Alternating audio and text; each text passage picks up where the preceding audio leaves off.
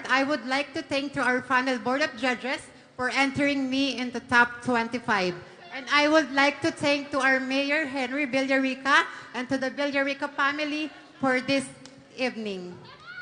My name is Apple Chua, 24, all the way from Barangay Tugatog, na naniniwala po sa kasabihang, tatlo lamang po ang masarap sa mundo. Ito po ay ang magkapera, kumain, at ang pangatlo, ako po. Kung hindi ka po sigurado sa pangatlo, text mo ko pag walang tao sa bahay nyo. Maraming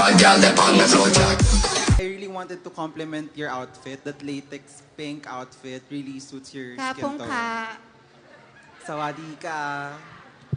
So, my question for you is, kung magkakaanak ka, anong gusto mong mamana niya sa'yo?